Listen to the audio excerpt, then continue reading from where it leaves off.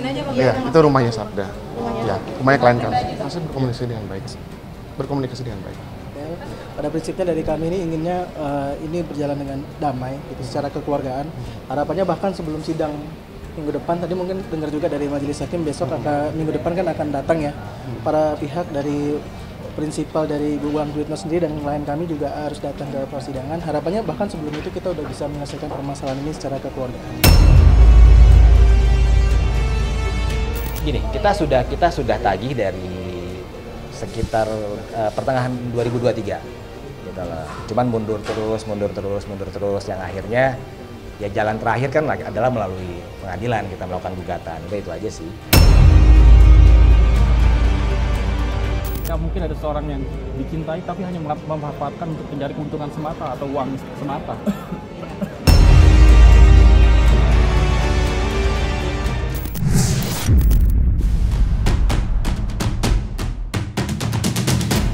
Gugatan perdata terkait hutang piutang Wulan Guritno terhadap sang mantan kekasih Sabda Ahesa kini membuka babak baru. Ya, Pengadilan Negeri Jakarta Selatan baru saja menggelar sidang lanjutan terkait gugatan yang dilayangkan Wulan kepada Sabda. Namun, pada sidang kali ini, baik Wulan Guritno dan Sabda Ahesa kompak tidak hadir dan hanya diwakili oleh masing-masing kuasa hukumnya. Adapun permintaan dari majelis hakim yaitu menginginkan adanya pendekatan di antara kedua belah pihak. Terlebih, gugatan ini masuk ke perdata yang terbilang sederhana. Sama halnya dengan apa yang diharapkan oleh hakim, pihak kuasa hukum dari Sabda menyatakan jika sang klien juga ingin segera menyelesaikan masalah ini secara kekeluargaan dan berharap agar Wulan dapat menerimanya dengan lapang dada. Lantas, seperti apa klarifikasi yang coba disampaikan oleh kuasa hukum Sabda terkait hasil sidang kemarin? Dan apakah benar Sabda sempat tak menyangka saat ia mengetahui telah digugat oleh Wulan? Berdasarkan fakta yang kami terima dan dokumen-dokumen yang kami baca, memang klien kami tidak berhutang kepada Ibu Wulan Guritno. Kita memiliki dokumen dan bukti-bukti atas fakta-fakta tersebut. Semua atau dana tersebut yang disebut dengan dana talangan tersebut itu bukan dana talangan sebenarnya, tapi dana yang disepakati bersama untuk keperluan bersama juga. Jadi contohnya Ibu Wulan Guritno itu mungkin memiliki rencana di kemudian harinya ingin membuat kamar pakaian wanita seperti itu. Namun demikian semangat daripada klien kami itu jelas ingin berdamai. Oleh karena itu makanya kami hadir di sini hari ini. Lalu kemudian semangat dari beliau atau sebagai itikat baik dari beliau juga beliau bermaksud ingin memberikan kompensasi juga di kemudian hari agar permasalahan ini bisa selesai secara kekeluargaan. Ya, itu rumahnya Sabda. Ya, rumahnya klien kami. Masih berkomunikasi dengan baik. Berkomunikasi dengan baik. Pada prinsipnya dari kami ini inginnya ini berjalan dengan damai gitu, secara kekeluargaan. Harapannya bahkan sebelum sidang minggu depan, tadi mungkin dengar juga dari majelis hakim besok minggu depan kan akan datang ya para pihak dari prinsipal dari Ibu Wulan Guritno sendiri dan klien kami juga harus datang ke persidangan. Harapannya bahkan sebelum itu kita udah bisa menyelesaikan permasalahan ini secara kekeluargaan. Dan kami selaku kuasa hukum dari Mas Sabda juga memiliki dedikasi untuk perkara ini agar berakhir pada perdamaian seperti itu. Kami juga ingin mengajak Ibu Wulan Guritno di kemudian harinya untuk dapat menerima tawaran perdamaian dari klien kami seperti itu. Ya karena memang secara hukum kan kita hanya bisa menggugat secara hukum kan yang benarnya gitu loh. Jadi karena sudah beberapa kali ditagih tidak ada penyelesaian, ya mau nggak mau kita harus secara hukum menagihnya. Janjinya seperti itu gitu. Ya, janjinya adalah uang dikembalikan. Kalau memang ada kesepakatan bersama, harusnya kan kalau Wulan atau klien kami tagih, dia kan bilang nggak ada. Cuma kan dia tuh hanya bilang mau membayar, cuman waktunya aja belum ketahuan bayarnya kapan. Gitu. Sepengetahuan saya sih, kan kalau bicara renovasi kan per termin ya gitu loh. Gitu. Cuman intinya dana talangan yang sudah diberikan Wulan ya senilai yang ada di gugatan itu. Dan Wulan berharap melalui kami juga melakukan penagihan secara hukum agar dana talangan itu dikembalikan. Gini, kita sudah tagih dari sekitar pertengahan 2023 gitu gitu loh. Cuman mundur terus, yang akhirnya ya jalan terakhir kan adalah melalui pengadilan kita melakukan gugatan. Udah itu aja sih. Kita sudah tagih ya, memang janjinya Mas Sabda tuh memang ya beberapa kali mundur gitu loh. Saya juga nggak tahu kenapa, mungkin dananya belum tersedia atau bagaimana. Ya berharap semua baik-baik, uang dikembalikan dan tidak ada ribut-ribut lagi kayak gini aja sih. Ya nggak apa-apa, kita juga kan di sini bukan mau ribut-ribut sebenarnya, cuma kan ini hanya media untuk melakukan penagihan. Gitu. Kalau memang mau dibayar ya selesai, gitu kan, kita tidak akan panjangin. Seneng banget bisa bertanggung jawab memenuhi panggilan untuk klarifikasi. Dan aku seneng banget dikasih ruang untuk klarifikasi. Dan pasti aku berterima kasih banget dengan tim penyidik dari Barreskrim Cyber, sangat profesional. Dan aku juga terima kasih buat teman-teman media yang setia menunggu aku. Sekarang aku udah harus ke pekerjaan berikutnya. Kasih. Jadi pada saat sidang pertama, itu diundang penggugat dan tergugat untuk hadir di tanggal tertentu sesuai dengan rilas atau panggilan sidang. Kemudian tergugat tidak datang. Diundang lagi tuh oleh jurusita Pengadilan Negeri Jakarta Selatan untuk datang biasa 2 minggu kemudian. Kemudian nggak datang lagi. Diundang sekali lagi. Jadi diundang tuh 3 kali total. Kalau sampai tidak hadir lagi, berarti sidang ini kan akan dilanjutkan ke pokok perkara. Jadi penggugat membawa saksi, penggugat membuktikan ada dokumen perjanjian. Kemudian kalau memang ada saksi ahli. Setelah itu diputus langsung oleh majelis hakim. Namanya putusan majelis hakim first take. First take itu tanpa kehadiran tergugat. Dikabulkan semuanya. Putusan sah, kalau nggak hadir, tinggal nanti pihak yang nggak hadir itu ada perlawanan kalau dia mau melawan, namanya first take.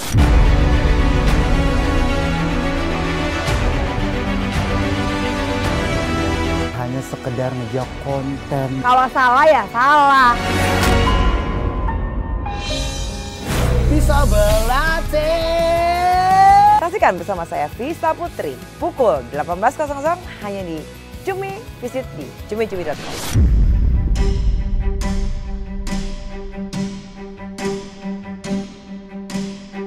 Tidak hanya bikin heboh warganet, gugatan yang dilayangkan Wulan Guritno kepada Sabda juga menimbulkan imbas buruk bagi sang mantan kekasihnya itu. Bagaimana tidak, sejak adanya gugatan tersebut, kini nama Sabda Ahesa semakin ramai diperbincangkan setelah ia dipandang buruk oleh para netizen. Miris melihat anaknya kini menjadi gunjingan warganet, ibunda dari Sabda, Shanti Widianti, sempat memposting sebuah curhatan dirinya pasca sang anak resmi digugat oleh wanita yang dikenal baik olehnya. Patut diketahui pula jika ibunda dari Sabda memang sempat memuji dampak positif di balik hubungan sang anak dengan Wulan. Bahkan secara terang-terangan, Shanti mengungkap jika dirinya telah merestui Wulan sebagai calon menantunya kala itu. Lantas, seperti apa curhat ibunda Sabda atas apa yang menimpa anaknya saat ini?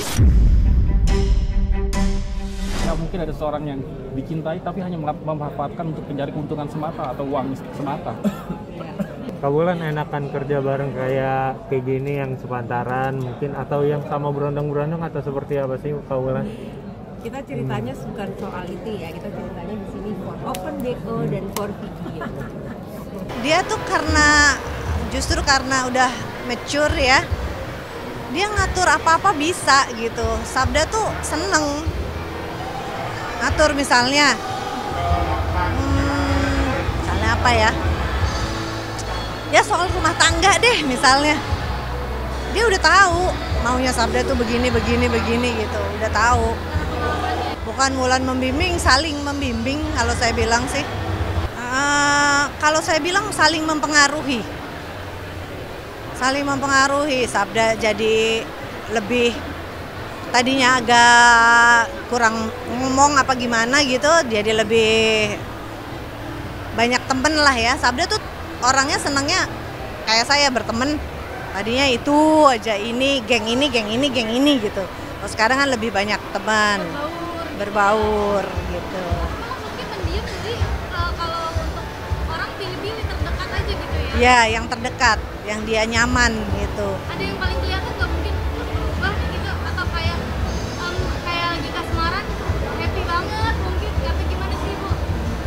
habis anaknya cool ya, nggak terlalu yang kelihatan gimana gitu.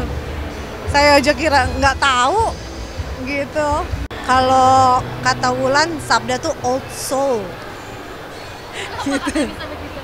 Iya, ya gitu, karena mateng ya, anaknya kan Sabda 26 tapi mateng. Iya, dewasa gitu pemikirannya. Dan dia tahu, Sabda inget ya, kepala keluarga harus memenuhi kebutuhan keluarganya. Ya, I know. Kalau saya gini, karena dulu saya sama orang tua tuh dilarang pacaran, malah saya sengajain. Jadi saya tidak pernah mau melarang anak-anak pacaran sama siapapun. Selama mereka bahagia, nanti mereka jadi, saya kan pasti akan merestui. Pas hidup yang jalanin tuh Sabda, bukan orang lain, bukan omongan orang lain. Jadi menurut saya nggak penting. Selama anak saya bahagia, saya bahagia. Apa ya? Jadi Sabda tuh punya kriteria perempuan idaman. Jadi menurut dia ini dia kriteria ini oke, ini oke, ini oke, ini oke. Enggak. Pokoknya semuanya. Iya, semuanya ada di Wulan. Jadi Mbak Wulan udah direstuin, ya lu tanya dong sama keluarga itu. Tanyanya kalau nanti pertanyaan itu coba kita pakai logika ya. Mbak Wulan udah direstuin, nah yang restuin gue apa keluarganya? Yang harus ditanya keluarganya, gue nanya ke aku. Cinta itu mempertemukan. Hal itu bisa membuat seseorang sampai ke titik terendah dan tergelapnya. Cinta itu menyatukan. Mereka tahu nggak hal-hal lain di luar itu? Hal-hal apa yang saya lakukan untuk Lesti? Cinta itu memisahkan. Kalau orang tua gue pada akhirnya tidak menganggap gue anaknya lagi. Bahkan kadang cinta itu juga meninggalkan. Satu saat gue kenapa-napa, dibunuh misalnya. Anak saya nikah, kenapa yang jadi walinya itu bukan saya? Tapi satu hal yang pasti, cinta itu punya kekuatan. Alvin in Love, cinta untuk semua.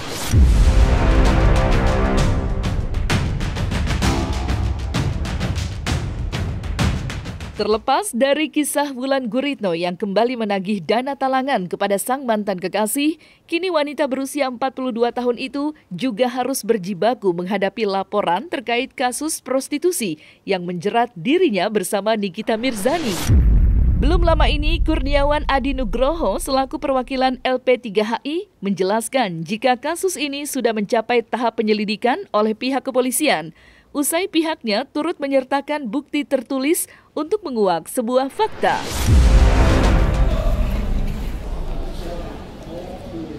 Yang pada hari ini untuk pra-peradilan nomor 13 dan 16 terkait dengan judi online yang dilakukan oleh Nikita Mirzani dan Wulan Guritno, promosi judi online ya, bukan judi online ya. Pada sidang hari ini diantaranya adalah bukti tertulis dari para pihak, baik dari pemohon, dari pihak kami maupun dari pihak termohon yaitu Bareskrim. Nah, dari bukti-bukti yang kami ajukan, khususnya adalah berupa putusan pengadilan. Ada beberapa putusan pengadilan, ada 3 yang kami ajukan, yaitu di Tanjung Karang, Malang, dan Bandung, yang kesemuanya menyatakan bahwa promosi judi online itu adalah tindak pidana. Sehingga dalil Bareskrim yang menyatakan pada saat ini masih penyelidikan yang dengan tujuan untuk menemukan apakah perbuatannya tindak pidana atau bukan, itu sudah terjawab dengan putusan-putusan itu, sehingga mereka punya rujukan ketika menaikkan statusnya menjadi penyidikan. Menjadi kewajiban bagi penyidik untuk memanggil mereka untuk menentukan siapa tersangka dari perbuatan ini, apakah dilakukan oleh yang bersangkutan, Nikita Mirzani dan Wulan Guritno saja seorang atau bersama-sama dengan orang lain. Termasuk juga seharusnya kalau penyidiknya jeli itu melacak dari mana uangnya, siapa yang order mereka, gitu. Harusnya seperti itu. Tidak bisa dibilang korban juga kalau menurut kami ya, tidak bisa dibilang korban juga karena mereka adalah orang yang memiliki kemampuan untuk melakukan perbuatan hukum. mereka tidak gila, mereka tidak di bawah pengaruhan, sehingga bisa memikirkan apakah perbuatan ketika mereka setuju untuk dikontrak oleh pihak pemberi kerjaan, itu mereka bisa memikir apakah ini termasuk judi atau tidak, sehingga mereka bisa menolak. Kalau memang menurut mereka ini judi, dari awal mereka bisa menyadari dan mereka bisa melakukan riset, harusnya mereka menolak. Tetapi ketika mereka tetap melakukan itu kan jadi persoalan gitu, karena ada beberapa 3 putusan yang kita ajukan alasannya juga sama, mereka game, mempromosikan game, tapi hakim kan tidak bisa seperti itu. Hakim punya pandangan lain, dan 3-tiganya mengatakan promosi judi online adalah tindak pidana. Jadi adalah tujuan kami mengajukan gugatan ini agar penyidik bekerja lebih serius untuk menentukan siapa tersangkanya dan juga mengajukannya ke persidangan. Bagi pihak yang mempromosikan, karena pasalnya adalah mempromosikan. Kalau mempromosikan, maka orang yang mempromosikan, bukan orang yang memberi. Kalau orang yang memberi, itu beda lagi pasalnya. Kalau orang yang mempromosikan, maka ya udah ini.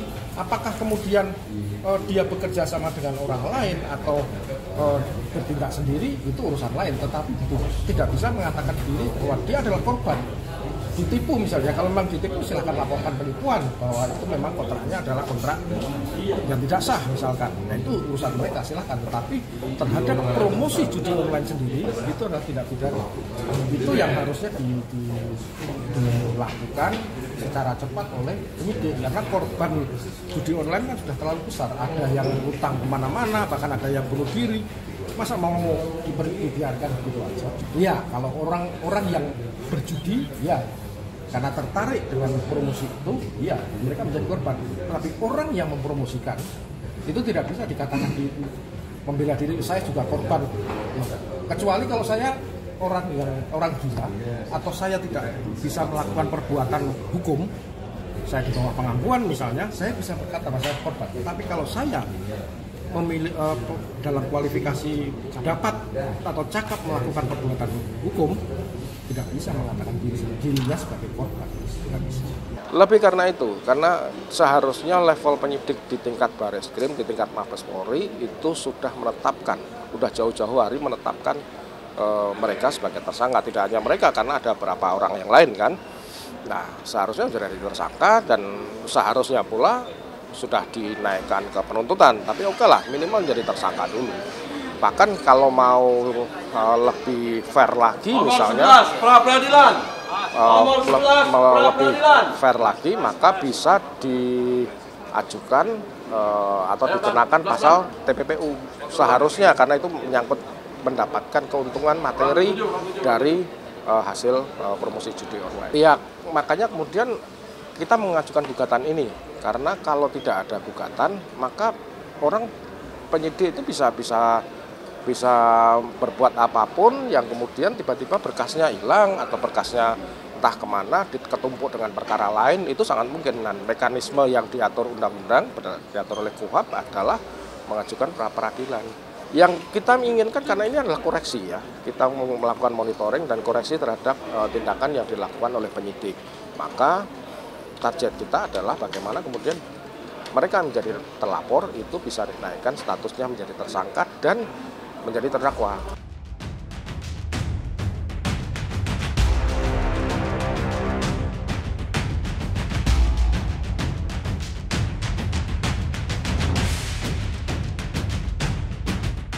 Nah, selesai sudah Cumi Lovers, saksikan terus Cumi Camp In-Depth, kabar lengkap, mendalam, dan akurat dari narasumber terpercaya.